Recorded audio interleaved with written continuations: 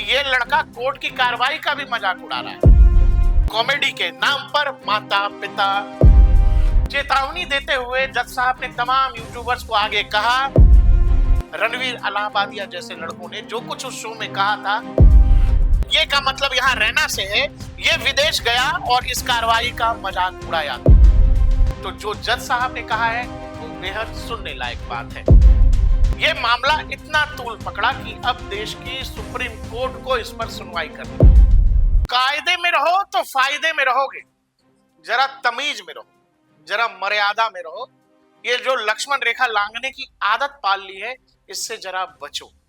कुछ इसी तरह का संदेश देश की सुप्रीम कोर्ट ने अपनी टिप्पणी में कथित रूप से मजाक या यूट्यूबर्स को दिया है जो कॉमेडी के नाम पर फुहड़ता कर रहे हैं, जो कॉमेडी के नाम पर मर्यादा लांघ रहे हैं। समय रैना और उनकी टीम रणवीर इलाहाबादिया जैसे लड़कों को सीधी सीधी चेतावनी देश की सुप्रीम कोर्ट ने दी है कि भाई जरा होश में है ना, नहीं तो हमें पता है कि तुम्हारा करना क्या है। तो ये जो मजाक के नाम पर, कॉमेडी के नाम पर जो फुहड़ता, जो गंदगी, जो परोसने का पूरा खेल चल रहा है और इसको नॉर्मलाइज करने की कोशिश है कि नहीं ये तो कॉमेडी है, समाज में ऐसा होता है, जो होता है हम वही बता रहे हैं।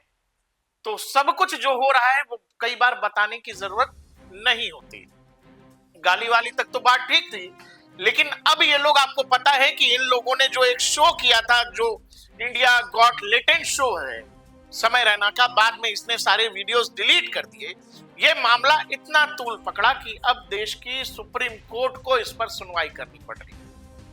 देश भर में अलग अलग जगहों पर इन लोगों पर केस हुए।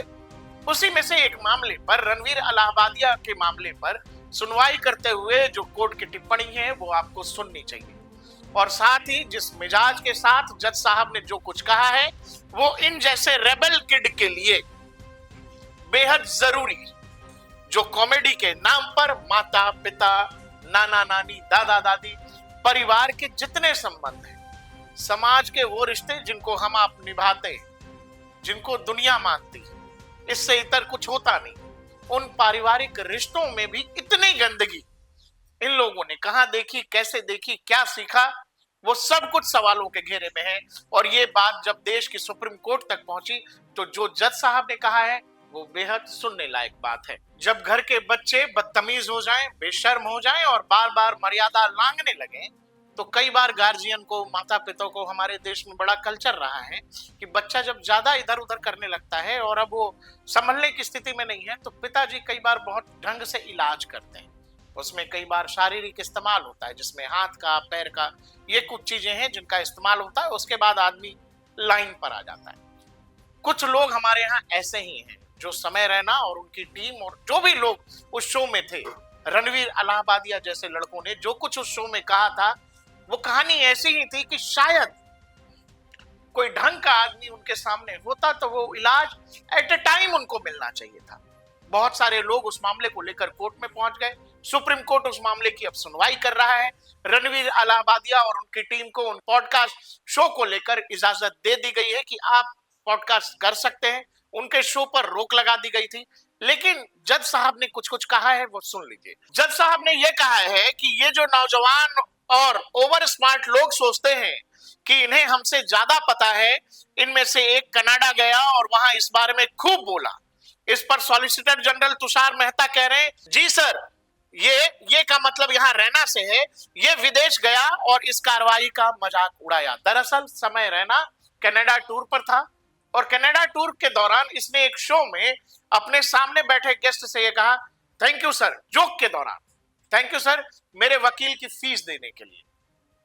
और ये बात बकायदा कोर्ट ने अपनी टिप्पणी में कही है कि ये लड़का कोर्ट की कार्रवाई का भी मजाक उड़ा रहा है। और उसके बाद तुषार मेहता सॉलिसिटर जनरल भी कह रहे हैं कि हाँ सर, इसने कनाडा में ऐसा किया। उसके बाद जज साहब ये कह रहे हैं कि शायद इन्हें नहीं पता कि इस अदालत के पास कितनी ताकत है। साथ ही चेतावनी देते हुए जज साहब ने तमाम यूट्यूबर्स को आगे कहा, तमीज से रहो, वरना हम जानते हैं कि तुम्हारे साथ कैसे निपटना है।